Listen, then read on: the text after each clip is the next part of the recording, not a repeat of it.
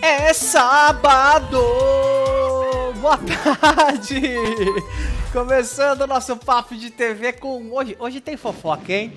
Todo hoje dia, tem, né? Pra todo mais dia. de metro. Mas hoje tá caprichado, Daniel. Hoje Pedindo tá. pra todo mundo se inscrever aqui no nosso Papo de TV, porque vamos falar sobre caso Gugu Liberato, meu amigo. O caso foi reaberto e a gente vai trazer todos os detalhes, inclusive com o advogado falando sobre o caso do Ricardo Rocha e trazendo aspas pesadíssimas. Posso adiantar um negocinho? O quê? Chamou de oportunista. Olha aí, ó. Temos o que mais? O que a gente vai falar sobre... A gente vai falar também sobre as bombas de Kátia Fonseca. Parece que o clima lá na Band não tá muito legal, não, viu? Quando é que tá, né? Quando é que tá? Tá difícil. Tem também da Atena do SBT. Ele vai sair, ele vai continuar. Temos atualizações importantes sobre isso.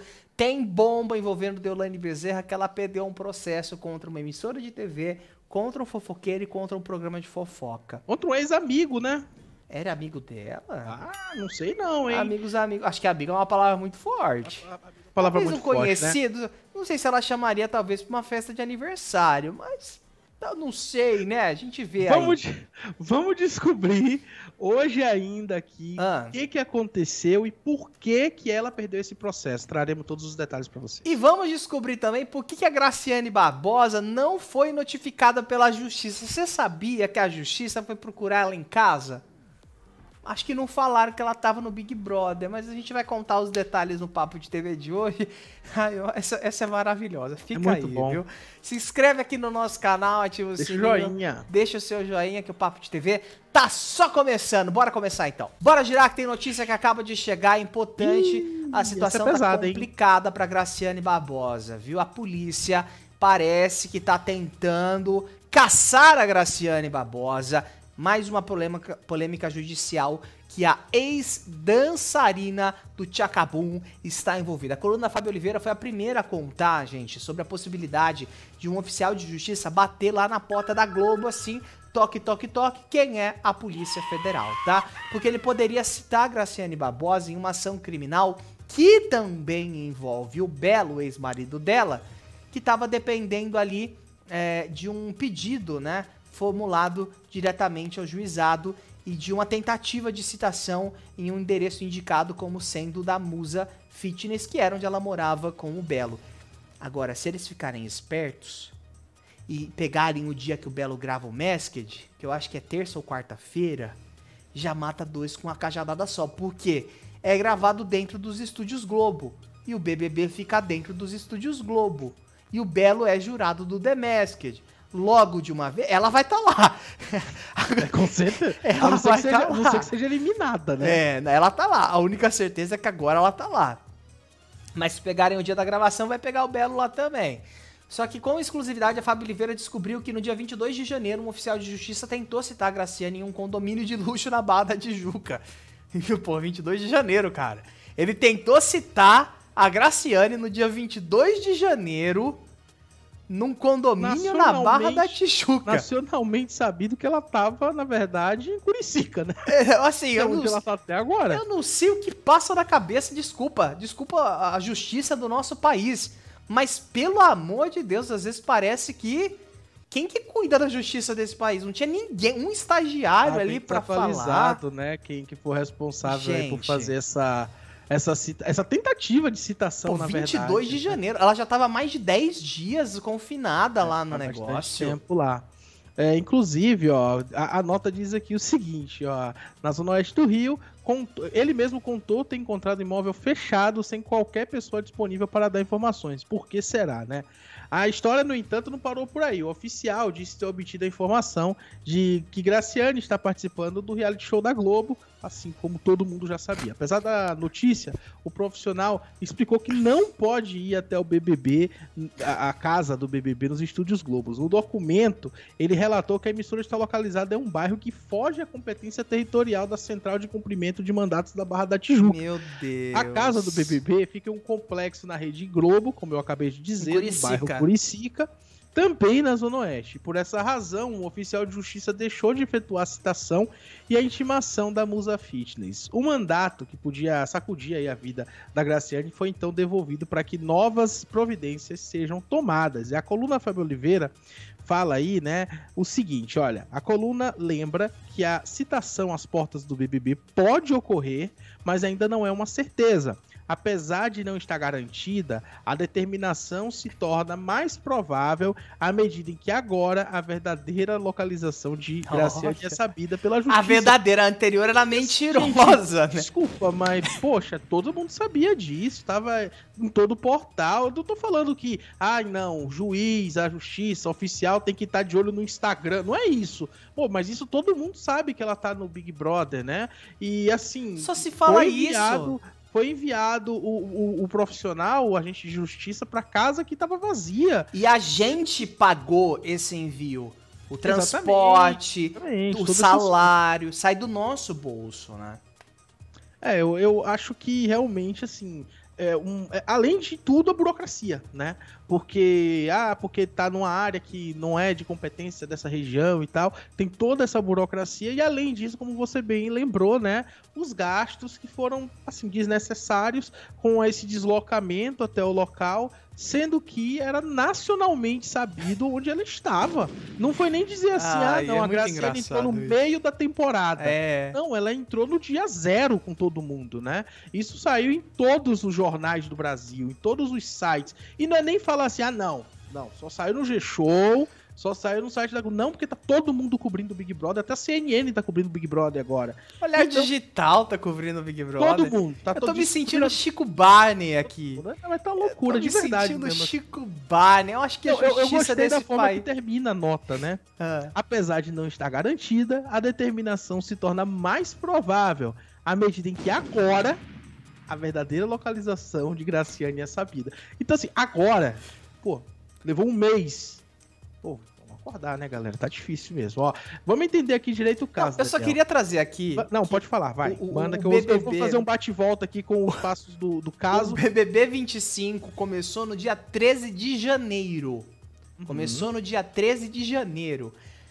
13, 14, 15, 16, 17... 18, 19, 20, dias, né? 21, 22, 10 dias. Foram 10 dias. É complicado essa situação, gente. Vamos, né? Em 10 dias. E outra coisa também, Vamos ser assim, mais genérico. Desses 10 dias aqui, vamos tirar 4. Porque se caiu ali 2 finais de semana, mesmo assim, sobram 6 dias úteis, mais ou menos. Jogando mais baixo ainda, sobram 5 dias úteis que alguém poderia ter um mínimo de competência de olhar lá e falar, tá errado. Se a mulher não está lá, por que nós vamos gastar dinheiro público pra mandar alguém? Não, vai que ela surge lá. Não, mas se está aqui, tem que intimar, temos que cumprir... As coisas precisam ser revistas às vezes. Desculpa, mas não faz o menor sentido. Se é sabido que ela não está lá... mas tem que cumprir um protocolo. Mas eram as chances, né, dela estar lá, sendo que... Gente, não faz o menor 24 sentido. Horas. Ou também, Daniel, talvez a gente só esteja mal julgando aqui a justiça. Por que eu tô falando isso? O BBB 25 está flopado ao nível de que as pessoas nem sabem quem tá lá dentro. Isso pode ter acontecido também. Né? Talvez o pessoal assim falou, nem sei, não sei, nem ouviram falar nada disso. Não sei. Mas eu quero só fazer aqui um bate-volta sobre o caso, tá? Que a Fábia publicou. O Ministério Público denunciou, em julho de 2024, o ex-casal Graciane Bello, além de Nelson Trajano de Ataíde. O motivo é uma apropriação indébita com pena de reclusão, que pode chegar a 4 anos. Que foi aquele caso lá da casa que eles alugaram, que eles teriam levado até o motor da hidromassagem. O motor... O caso teve isso. O motor avaliado em R$2.000 eles teriam levado.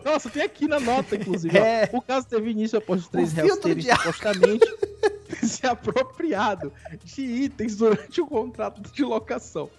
Entre os itens estariam a máquina de lavar, um motor de hidromassagem, e um filtro de água no valor de R$2.000. Deus do céu. A justiça vinha procurando Graciane para que ela fosse citada na ação e atualmente a Musa Fitness está confinada no BBB 25. Talvez eles possam pedir a ajuda da Galisteu para jogar do helicóptero a citação pra ela lá dentro, entendeu? Porque eu acho que talvez ajudaria também, né? Eu queria deixar um beijão aqui pro Binho que tá com a gente. O Binho que é um dos moradores ali da lateral de Curicica, muito próximo ali de onde ficam os estúdios Globo, né? Porque, Binho, eu não sei se o Binho pegou a matéria, a pauta na íntegra aqui, mas eu vou resumir que a justiça, Binho, tentou notificar a Graciane Barbosa no dia 22 de janeiro, em um endereço aí no Rio de Janeiro, na Barra da Tijuca, sobre uma intimação. No dia 22 de janeiro. Não tinha ninguém neste Rio de Janeiro inteiro. Tinha um estagiário pra falar assim, gente, mas ela tá pra avisar que há 10 dias ela estava nos estúdios Globo. Não tinha um filho de uma... Pra avisar, falou, ó, eu acho que você não vai achar ela lá. Nossa, eu tô desconfiado. Eu não sei. A gente pode perguntar pra Chaline Grazik, mas eu acho que ela não tá lá. Eu desconfio que ela não vai estar lá. Então, assim... Tá difícil, cara. É difícil. Como que a gente vai defender a nossa justiça, sendo que é tudo uma piada, vira piada, gente? Como que você vai chegar e falar, olha, a mulher tá no maior reality da TV brasileira e a gente é obrigado a ter que dar essa nota sem rir? Mais uma vez, eu falo aqui a possibilidade desse BBB estar tão flopado que as pessoas nem imaginavam essa possibilidade, ô Daniel. O que é um alerta pra Rede Globo. Não, assim, maravilhosa. Essa pauta, nossa, essa pauta é ouro. Ela é a nata da nata, assim, uma das melhores... Essa pauta, eu ganhei o meu dia lendo essa pauta. Vou falar a real pra vocês, viu? Achei bem moderno, bem moderno. Muito boa. A tecnologia da justiça brasileira, o diretor falou que às vezes a conexão lá... Porque, olha, eu já fui voluntário numa fundação pública. Até medo do que vem por aí. Misericórdia. A internet era... O meu 3G na época era melhor do que a internet de lá. Era, assim, deplorável. Às vezes não chega, né, a internet. O sinal não chegou lá pra justiça, no fórum, não sei. Pra fazer o despacho ali da intimação, não chegou a conexão, né? Mas tá aí uma piada da justiça desse país, infelizmente. Eu acho isso engraçadíssimo, né? A informação que a gente recebe, Deolane Bezerra perde a ação contra o SBT, contra o Léo Dias e contra o Fofocalizando. A informação foi trazida pelo Gabriel Wacker, da coluna F5 da Folha de São Paulo. Deolane Bezerra, ela perdeu uma ação que ela movia contra o programa Fofocalizando, Léo Dias e SBT, por conta da cobertura da prisão dela em setembro do ano passado, cobertura que a gente fez também aqui no Papo de TV, e que tem uma playlist onde a gente aborda desde o primeiro momento, o plantão e a semana, né, um mês, na verdade, que ela ficou detida. A volta pra prisão também, que foi solta, foi presa de novo, né? Tem a cobertura completa aqui, mas essa ação, gente, ela foi arquivada e não cabe mais recurso, tá? A coluna do VAC da Folha de São Paulo teve acesso a esses documentos, o arquivamento foi protocolado, Ítalo, há mais de um mês, e só agora essa informação vazou. Ela foi protocolada no dia 15 de janeiro, na verdade quase um mês, né?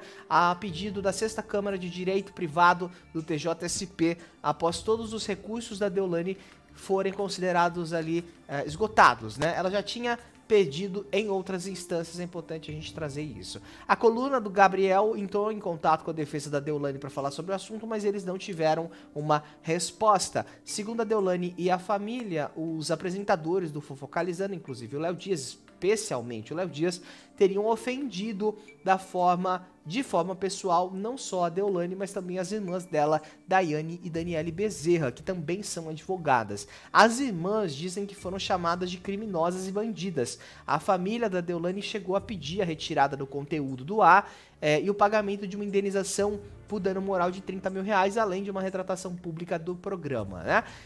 No entanto, o Vitor Guglielmi, que é o desembargador, ele negou os pedidos da Deolane e para ele não tinham elementos em relação ao dolo que ela teria sofrido, segundo aí isso que foi apontado pela defesa da Deolane Bezerra, já que as informações dadas no programa foram amplamente divulgadas por toda a imprensa, que é aquilo que a gente sempre fala.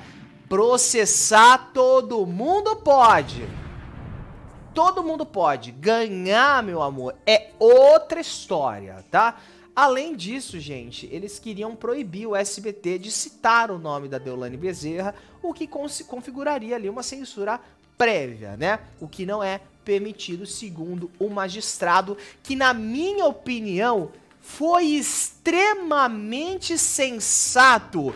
E vamos aplaudir este magistrado aqui, que, diferente daquele pessoal do Rio de Janeiro que foi atrás da Graciane Barbosa no endereço que ela não tava, porque ela tá no BBB, esse foi extremamente sensato. Eu achei sensacional a resposta dele, tá? Ele pediu, então, o arquivamento do caso e solicitou que a Deolane pague as custas do processo. Então ela entrou com o processo e vai ter que pagar as custas. Olha, Daniel, a gente já até imaginava que isso poderia acontecer, né? Essa acusação de que elas foram chamadas de criminosas e bandidas, se de fato tivessem os vídeos ali mostrando isso, que foram imputados crimes a elas, né? Eu acho que ela teria ganhado essa... Com certeza. Né? Porque, assim, é uma ofensa pessoal, né? Imputar um crime grave, a alguém, né? É algo muito grave. Principalmente quando feito em rede nacional. Mas a gente viu que ela, na verdade, foi derrotada não somente na primeira instância, quanto nas demais. Tanto que nem tem mais recurso, né? Pra correr. Então, inclusive, a Deolane anda sumida, né? Ela postou coisa recentemente e tudo mais ali. Quieta, mas né? não com aquele barulho todo que a gente viu ali naquela época da prisão, né? Que essa imagem, inclusive, foi justamente do dia que ela teve aquela liberdade, que nem era, né, uma soltura, diga-se de passagem. Era uma prisão domiciliar. Exatamente, era uma prisão domiciliar, porque ela tem criança, né? E aí ela saiu... Tem criança. Tem criança, exatamente. Saiu dando entrevista, algo que era claro que não podia. Ela é uma pessoa esclarecida, é advogada, sabia que não podia, e mesmo assim saiu dando entrevista ali, falando, vociferando para todos os lados, e acabou voltando, e ainda para um lugar pior, né? Nem foi presa mais na... Foi Buíque, não foi? Ela foi pro interiorzão, assim, e realmente ficou distante, né? E eu lembro que, na época, tinha fã dela indo pra lá e tudo mais. Foi uma loucura. Mas, enfim, agora ela já não tá mais nessa situação, não tá mais na prisão, mas ainda correm alguns casos, né, envolvendo essa prisão, como você bem trouxe, desse processo aberto contra o Léo Dias, contra o SBT e também contra o programa Fofocalizando. É por isso que a gente sempre reforça que é muito importante trabalhar com responsabilidade. Quando você trabalha com responsabilidade, pode vir 1, 10, 15 processos que não vai dar em nada. Porque você não está colocando um crime nas costas de ninguém, você não está acusando ninguém de nada, você está apenas passando a informação. E foi isso que a gente viu acontecer nesse caso. Concordo com o que você falou. O desembargador agiu de forma correta, principalmente em não proibir a emissora de falar o nome dela. Que censura prévia é essa, né? A gente voltou para a época da ditadura, onde tem que ter uma aprovação para alguém falar de alguma coisa. Não é bem assim que a banda toca, não. Então é bom a gente ver esse tipo de decisão sendo tomada, porque a imprensa que coloca esses influenciadores lá merece respeito. Os profissionais da imprensa, seja de fofoca, seja de esporte, seja do jornalismo político, merecem ser respeitados acima de tudo. Verdade. Porque a dona Deolane só é famosa hoje porque existe imprensa. E nem adianta falar que ela é a bambambam, ela é isso, ela é aquilo. Se existisse um boicote, se todo mundo virasse as costas para ela, queria ver como era que ia ser a situação e se ia ter tantos seguidores como tem hoje. Com certeza, né? Teve aquela história muito trágica, né, do ex dela, que faleceu, o cantor e tudo mais. Ela acabou ganhando muito destaque por conta disso.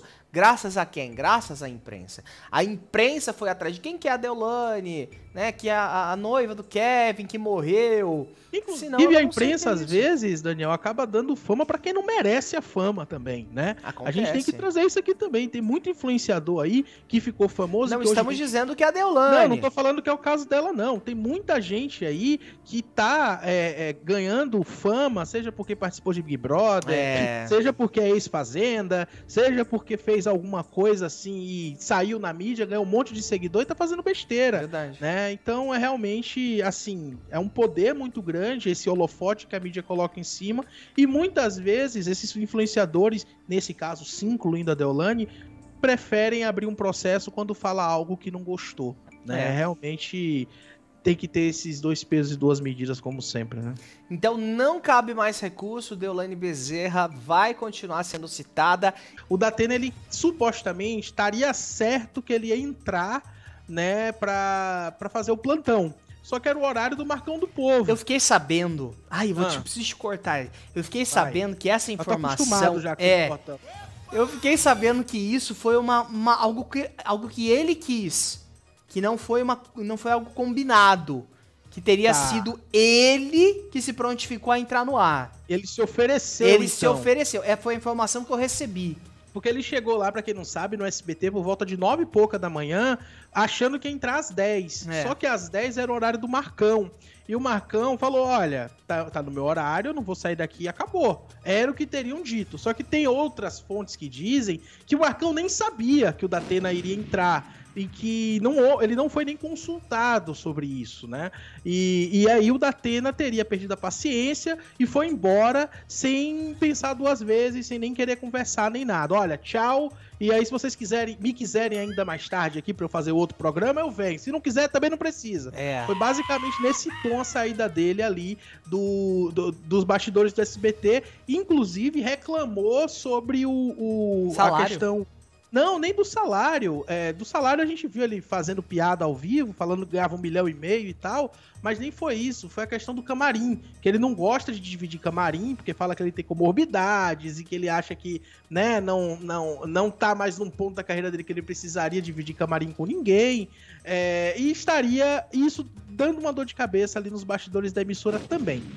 Sabendo disso, ontem ele apresentou o programa dele normalmente, a gente até viu ele falando no ar ali, né, que teve um deslizamento de terra próximo a um terreno que ele tem, que é perto da casa da Simone, né, da Simone Mendes e tudo mais. Ele falou tudo isso, só que aí, Daniel, ele não vai trabalhar hoje, e nem amanhã, e nem depois.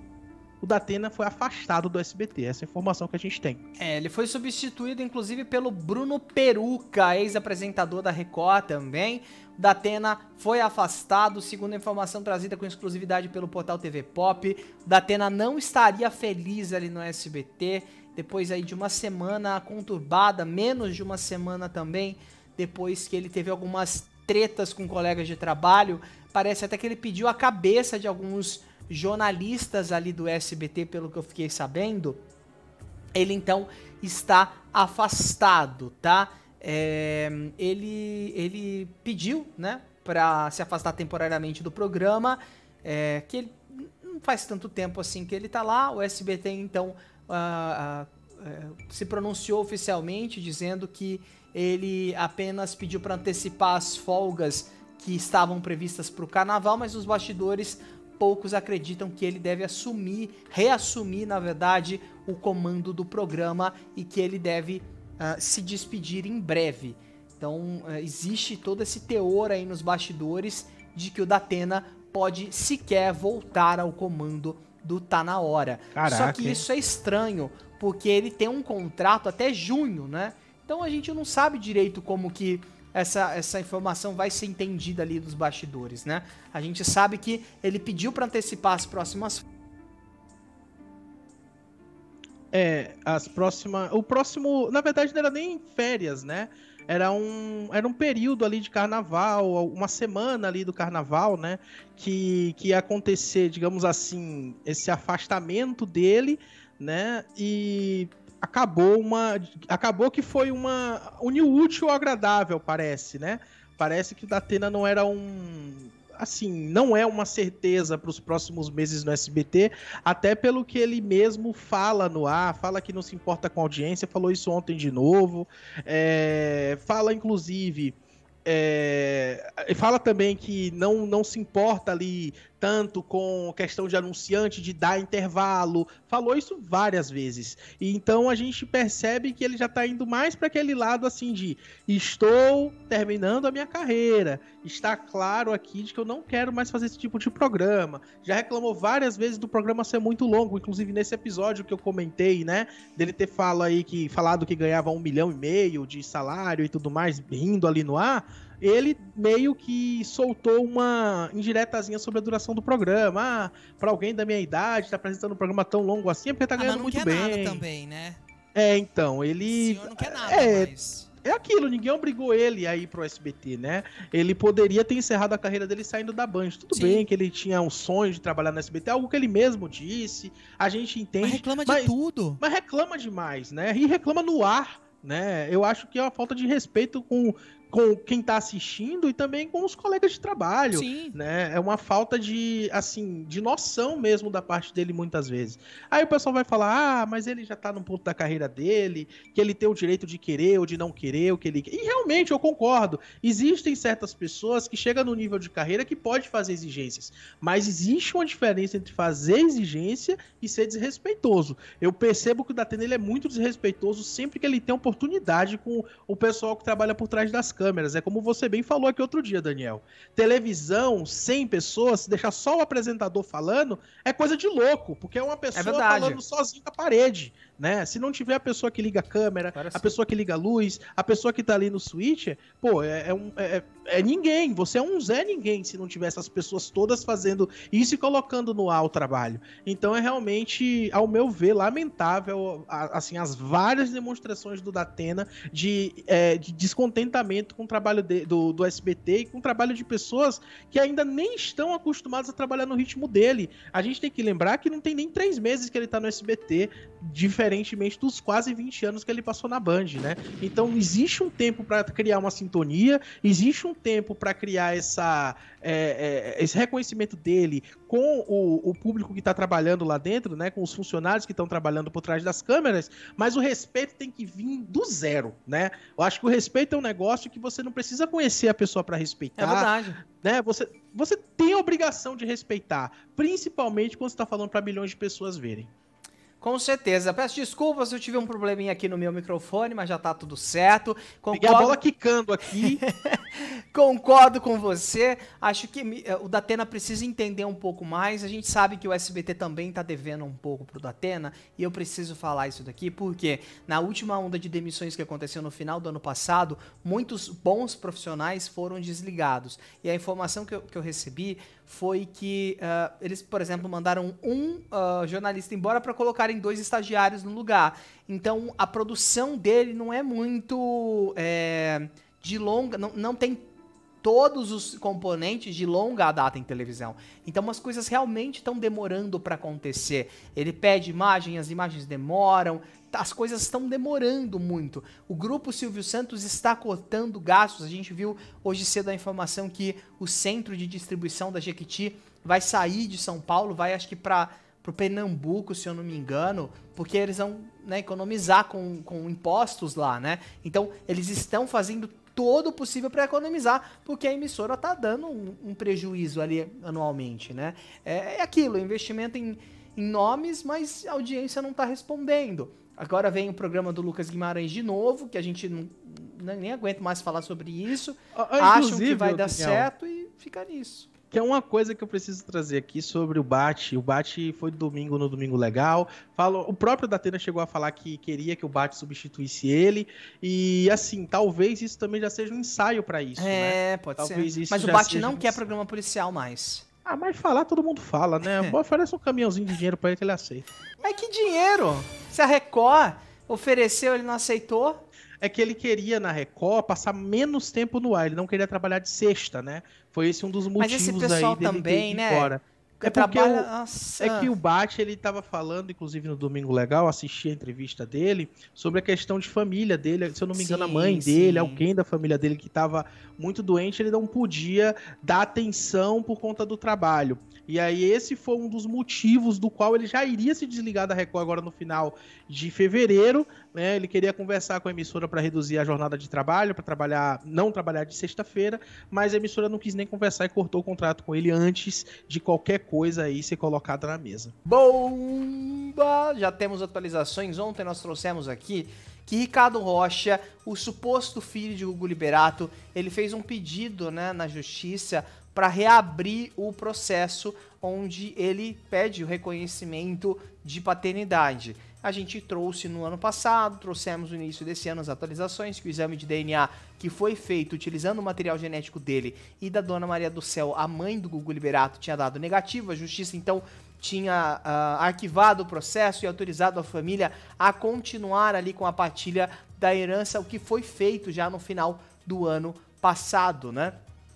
Porém, agora, no início desse ano, na verdade, ontem, chegou a notícia que o Ricardo Rocha começou, ele entrou na justiça, ele ingressou na justiça para reabrir esse processo, questionando a maternidade do Gugu, ou seja, que a mãe do Gugu, a Dona Maria do Céu, não seria a mãe dele de verdade, trazendo todo ali um histórico de que ele seria filho, na verdade, dos irmãos, né, da Dona Maria do Céu, do irmão ou da irmã, né, que se fosse da irmã era porque a irmã era menor de idade, por ser década de 50, ela teria adotado o Gugu, ou no caso poderia ser do irmão com uma outra mulher, que o irmão faleceu e essa outra mulher não identificada, não se sabe quem é, que seria a verdadeira mãe do Gugu Liberato. E em meio a esse caos todo, o advogado ali da família, o advogado das filhas do Gugu Liberato, ele se manifestou, né, após esse suposto filho contestar a maternidade do Gugu, tá? O advogado, então, inclusive o Ricardo Rocha, ele contestou na justiça o resultado negativo também do exame de DNA que foi feito em dezembro do ano passado. O Nelson Williams, que representa as filhas gêmeas do Gugu Liberato, se manifestou com exclusividade, Ítalo, para o portal Léo Dias, sobre as recentes declarações ali do empresário. Ele questiona a maternidade, como a gente trouxe, da Maria do Céu, mãe do comunicador. O advogado, então, classificou o Ricardo Rocha. Gente, lembrando que esse é o advogado que representa as filhas do Gugu Liberato, tá? O advogado Nelson Williams. Segundo ele, com exclusividade trazida pelo portal Léo Dias, o Ricardo Rocha, ele é um oportunista e alertou ali na insistência, né, nessa tese infundada que configura uma tentativa desleal de tumultuar o processo. Segundo, mais uma vez, o advogado, tá? Foi o advogado. Segundo Nelson Williams, não há mais espaço para complacência e qualquer nova investida jurídica leviana será rigorosamente combatida. O Ricardo Rocha, segundo o advogado, deve ser responsabilizado legalmente, inclusive no aspecto financeiro, por eventuais prejuízos decorrentes dessas ações que ele vem movendo. O advogado ressaltou ainda que 2 testes de DNA realizados por laboratórios conceituados confirmaram que Ricardo Rocha não é filho do Gugu, tornando aí essa alegação completamente descabida do ponto de vista jurídico e científico. A justiça reabriu esse processo depois que a defesa do Ricardo Rocha apresentou alguns documentos que apontam a possibilidade do Gugu ser filho da tia, a Germana Moraes, ou do tio Antônio Augusto, ambos ali irmãos da Dona Maria do Céu. Em dezembro foi realizado esse exame, como eu falei, usando o material genético do Ricardo Rocha e da Dona Maria do Céu, que deu incompatibilidade, mas aí o empresário, o Ricardo Rocha, ele contratou um geneticista para analisar as amostras e apontou que há uma compatibilidade genética para comprovar esse vínculo parental, né? O que eu questionei ontem e que eu trago para cá também é como que esse geneticista contratado teve acesso a essas amostras. Que eu saiba, somente os laboratórios têm acesso a essas amostras. Não é simples assim. Ah, não, solicitou, tem aqui acesso à amostra. Não é desse jeito que funciona. Não é a festa da manga. Não é cada um faz o que quer. Não é uma quermesse que você pede e você tem. Por isso que existe todo o rigor da justiça, ao menos é assim que a gente espera que seja, para que esse tipo de processo corra e corra com a devida competência. Então ele contratou um geneticista, foi lá, teve acesso, beleza? Ah, não teve ali o positivo, mas tem um vínculo genético. Ah, gente, alguma coisa tá muito errada aí. 2 laboratórios conceituados e algum desses laboratórios cedeu material genético? Ou o geneticista foi lá na casa da Dona Maria do Céu tirar o sangue dela também? Tem alguma coisa muito errada nessa história e a defesa do Gugu deveria ter se pronunciado, a defesa das filhas, na verdade, deveria ter se pronunciado também em cima disso, viu? É muito estranho, né? A conta parece não fechar nem na ida e nem na volta, né? A gente fala muitas vezes aqui sobre esse caso onde parece que agora vai finalizar, parece que agora tá resolvido, parece que agora finalmente a família vai poder ficar, né, dividir ali a herança da forma que eles, que o Gugu queria, né, e que eles acordaram depois de muito tempo de briga, né, antes até do Ricardo Rocha entrar na jogada, já tinha uma briga judicial entre parte da família, mas assim, o que acontece agora? Esse novo caso, ele é muito esquisito, Daniel, porque até pelo que eu trouxe ontem, onde eu questionava aqui, qual que é a base física para que a justiça aceite reabrir esse caso? Por que que ele trouxe essas informações de que foi a tia? Ele tirou da onde essa informação? Da onde que saiu isso? Que, o Gugu é filho da tia. Então, assim, será que realmente tem um fundo de verdade nisso? Será que foi feita uma investigação de uma forma, né, paralela, exatamente? Por que chegou nesse ponto e por que a justiça aceitou reabrir esse caso? Né? Alguém comentou ontem aqui que tem que esgotar todas as possibilidades e tudo mais. Eu concordo, tem sim que esgotar as possibilidades dentro da medida do que é razoável também, né? Porque aí foi até o que a gente brincou ontem. Daqui a pouco o Gugu não é filho da mãe, né? A mãe não é mãe do Gugu. O Ricardo Rocha é o único filho, porque ele já botou em dúvida também a paternidade do Gugu em relação aos filhos do Gugu, né? Tanto ao João quanto às gêmeas. Então, assim, qual que é esse poder que o Ricardo Rocha tá tendo? E que a gente não sabe ainda, que a gente não sabe. Talvez, é o que eu sempre falo aqui sobre fragmentos de notícia. Talvez exista alguma coisa material que a gente não teve acesso, porque ele mesmo não vem a público falar sobre isso. A gente fica sabendo sobre o que é divulgado na mídia. Claro, é normal, é um processo sigiloso. É comum isso acontecer. Mas a gente que tá de fora e vê pedacinho aqui, pedacinho ali, a gente fica se questionando qual que é a prova material trazida pelo Ricardo Rocha para que esse caso fosse reaberto. Outra coisa, a situação do geneticista também me traz muita estranheza. Por que que essa informação dos 90% de compatibilidade não foi trazida antes, está sendo trazida agora? Porque na época em que o resultado... Na época não, que não tem tanto tempo assim. Mas quando o resultado negativo saiu, só foi dito que ele não era filho e que os dois exames feitos por dois laboratórios diferentes, né, que se eu não me engano foram, inclusive, apontados pela justiça, davam que ele não tinha essa compatibilidade de... no caso, né, compatibilidade genética com a Dona Maria do Céu, que é a mãe do Gugu. E agora é mais fácil a mãe do Gugu não ser mãe do Gugu do que o Ricardo Rocha não ser filho do Gugu.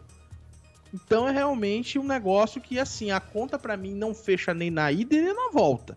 Tem alguma coisa que a gente ou não teve acesso e não tá sabendo, ou falta algum pronunciamento por parte da defesa, né, da família do Gugu, porque a gente sabe que depois que eles se acertaram, virou meio que um lado contra o outro, né?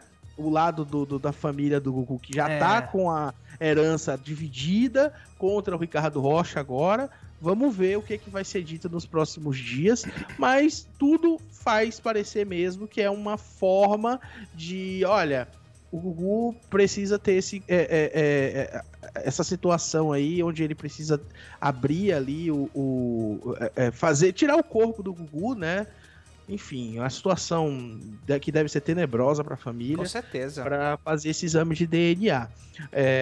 Mas realmente, assim, para mim essa história tá muito esquisita. Tá muito esquisita. Tanto nessa situação do geneticista, repito, que fala que teve 90% de compatibilidade, quanto nessa história de que a mãe do Gugu não é mãe do Gugu. De onde que eles tiraram isso? De onde que veio isso? Eles só... tive uma ideia aqui, ó. A mãe do Gugu não é mãe do Gugu, não, tá? O Gugu é filho dos tios, avós, né? Dos tios, na verdade, dos tios, né?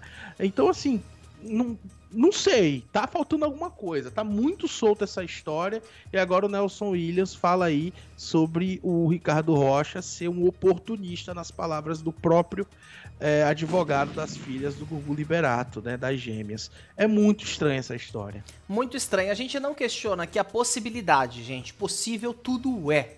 Tudo é possível. Certeza. A gente questiona de onde essas informações vieram, porque senão vira teoria da conspiração. Então, se existem documentos, quais são esses documentos e o que eles comprovam? Porque hipótese é uma coisa. Hipótese é a ciência, quem trabalha com hipótese é a ciência. Né? E a gente não está falando de um caso científico aqui, apenas na parte do DNA, claro, né? Mas parece que o Ricardo Rocha, todo custo quer a exumação do corpo do Gugu.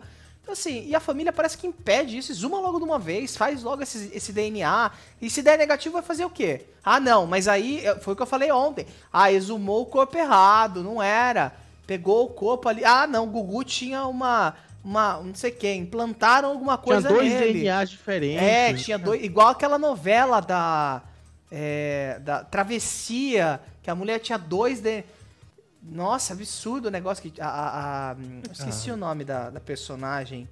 Ela tinha uma doença lá que o exame de DNA dela com o filho deu negativo, né? Que ela tinha um problema, enfim, né? Então, assim, vão criar milhões de teorias. Pra que isso, não é? Então, assim, de onde surgiu essa informação? Pra que a gente sabe. Só porque tem uma semelhança ali, igual nessa imagem que a gente sempre fala que tem uma semelhança ali, mas... Isso. Que exumem logo de uma vez, né? Eu quero que isso realmente chegue ao final, né? Torço para que, caso ele realmente seja o filho do Gugu, ele tenha o direito à fatia dele. Sem dúvida nenhuma, não é isso que a gente tá questionando, a gente quer saber a base, né? Porque da forma que a informação chegou, parece que, vamos pôr aqui no chat GPT, qual que é a chance de eu ser filho do Gugu? Fica parecendo isso. Não tô dizendo, obviamente que eu só tô dando um exemplo aqui jogado ao Léo, mas é o que fica parecendo, né? O que tá faltando? O que tem nessa história que a gente não tá sabendo? É o que fica parecendo, né? Um questionamento aí que vai continuar sendo feito até esse resultado sair. E é aquilo, a exumação vai, no final das contas, vai ter que acontecer mesmo. Vai resolver todos os problemas de uma vez só, tá? A gente vai seguir acompanhando e atualizando vocês aqui, lembrando mais uma vez que tem uma playlist onde a gente fala sobre o caso Gugu desde o começo. A gente tem um da Atena, quase saindo do SBT. Do outro, a gente tem uma ex-colega dele quase saindo da emissora também. A gente tá falando da Kátia Fonseca vivendo momentos bizarros na Band, meu. Por quê? A nossa Tarja morreu hoje, né? Pelo visto tá de férias. Foi de Datena a nossa Tarja. Kátia Fonseca, pra quem não sabe, está apresentando o mesmo programa na Band, no mesmo horário. O melhor da tarde. Exato. Olha aí. Olha que maldade, ó. O que acontece, Daniel? A Fábio Oliveira soltou uma nota falando de detalhes da trama que estão acontecendo aí na Band para tentar derrubar a Kátia Fonseca do programa.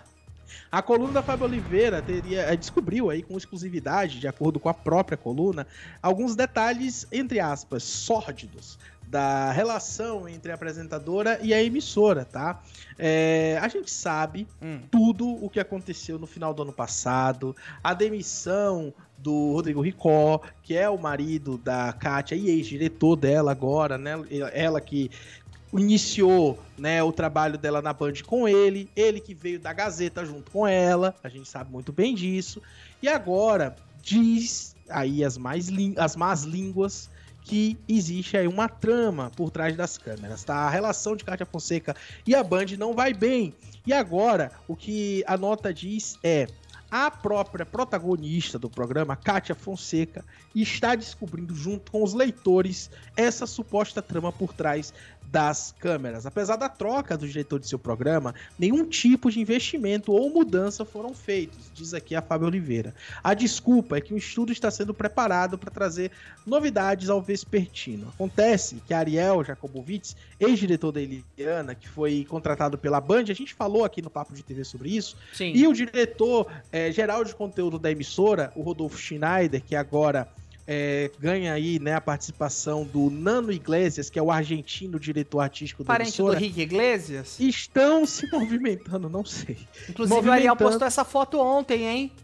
Lá na Band, ó. Essa foto que a gente tá vendo aí na tela, o Ariel Jakubowicz, que é o ex-diretor da Eliana, publicou ontem com a legenda só desenhando as novidades. Olha aí. Foi o que ele publicou, hein? E a ideia, Daniel, é que a informação aqui da Fábia a ideia é deixar que o programa vá ladeira abaixo e mostrar isso para o público e para a imprensa. Caramba! Enquanto o programa sangra, em paralelo, um novo produto está sendo preparado justamente por Ariel, que fez essa publicação que você mandou, e o Rodolfo Schneider.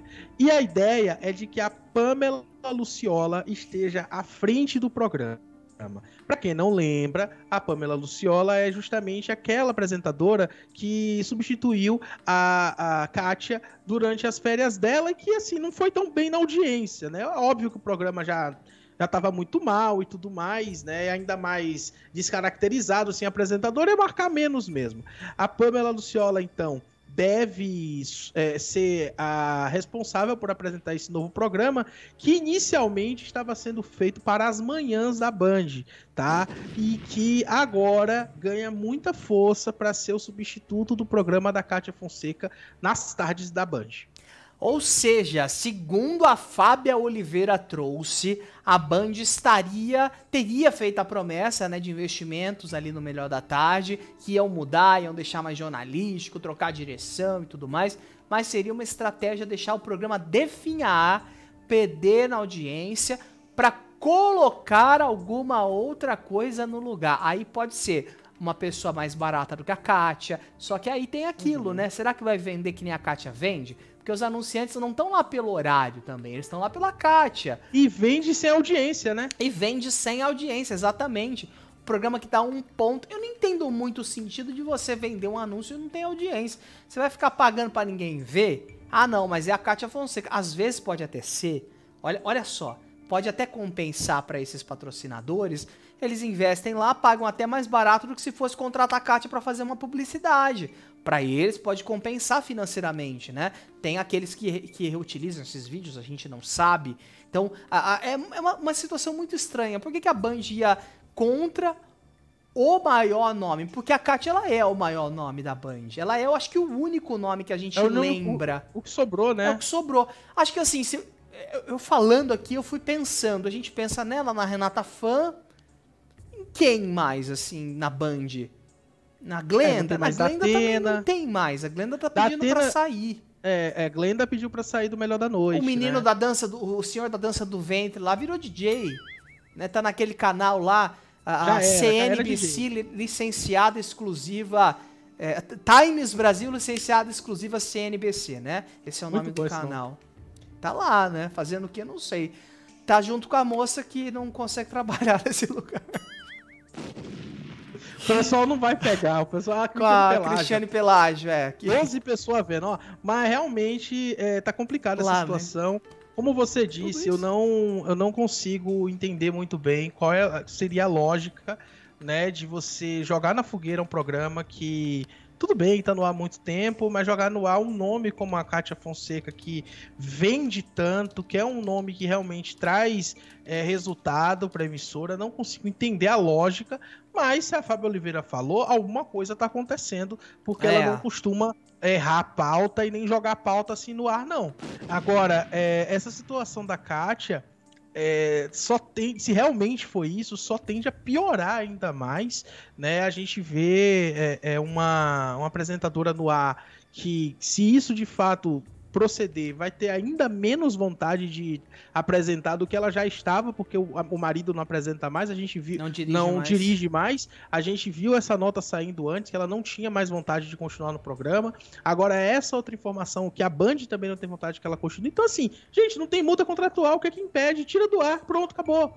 Vai ser mais respeitoso com o telespectador e com a apresentadora de fazer isso, do que ficar deixando o programa definhar no ar, não fazer nenhum investimento, esperar o quê? Quer esperar o quê?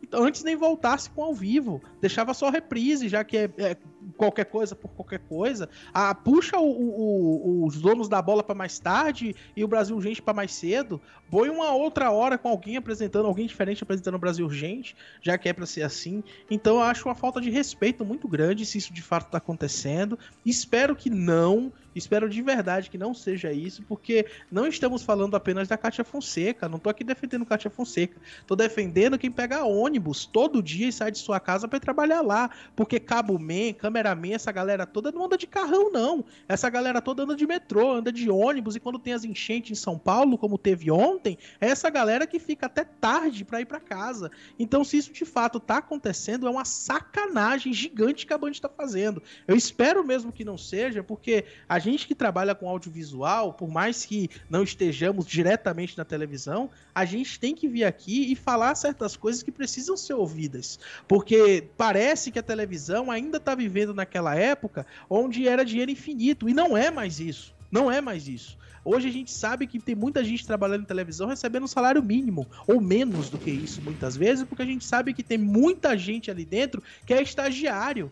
Então, assim, se vocês estão realmente fazendo isso, essa sacanagem de vamos deixar o programa definhar no aí pra acabar mesmo, pô, não consigo acreditar não que uma emissora com tantos anos, quase 100 anos de história como é a Bandeirantes, tá fazendo isso. Não é com a Kátia Fonseca, repito, não é com a Kátia Fonseca, que se perder esse emprego aí, vai ter várias outras emissoras querendo contratar ela, vai ter um pé de meia da vida dela, mas com os funcionários do baixo clero, digamos assim, que são aquelas pessoas que ninguém vê na frente das câmeras, que são aquelas pessoas que, eu repito, passam pelo diabo pra ir pra voltar pro trabalho. Matam literalmente um leão por dia pra pegar metrô e pra pegar ônibus. Então, assim, vamos tomar um pouquinho de vergonha na cara, vamos olhar um pouquinho, acordar pra vida, né? Porque, assim, tudo que vai, volta. Tudo que vai, volta. A Band tava numa crescente danada, indo muito bem, batendo no SBT, ganhando, pra agora fazer um negócio desse.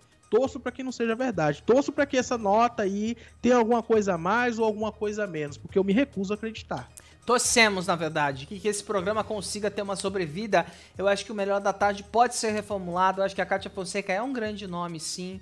Acho que independente dela querer ou não o marido dela, e a Band querer ou não, são relações de trabalho diferentes. Ela tem que aprender a trabalhar sem o marido dela, é um ponto. Acho que ela foi mimada pelas emissoras ao longo do tempo, ela se deu esse luxo e tá tudo bem também. Mas precisa aprender que o marido dela não é colado com ela. Relações acabam, e relações de trabalho também. Não significa que o casamento dela acabou por conta disso. Precisa aprender, mas a Band precisa dar um mínimo de dignidade também pra Kátia Fonseca e pro Melhor da Tarde, porque ela tava tão bem na Gazeta e ela saiu da Gazeta pra ir pra Band. Então, dê a estrutura pra que esse programa possa ter uma sobrevida, porque eu acredito no Melhor da Tarde e eu acredito na Kátia Fonseca como uma excelente comunicadora.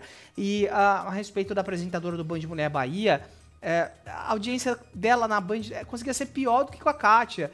Então, eu não sei se isso seria uma boa alternativa. É você tirar uma apresentadora que vende pra colocar alguém que não é nacionalmente conhecida. Ah, mas ela é conhecida na Bahia. Tudo bem, ela é conhecida na Bahia. Mas... como se a audiência aqui na Bahia fosse lá essas coisas da Band, né? Então, né? É residual, a audiência da Band Bahia é muito residual. Mas torço de verdade para que isso não seja verdade. E que se for, que seja feito da forma mais ética possível. Porque isso não parece nem um pouco ético, gente. Desculpa mais uma vez, mas não parece ético, não. Parece ser que realmente estão, né, passando com o caminhão por cima e cada um por si. Não pode ser dessa forma. É verdade, ó.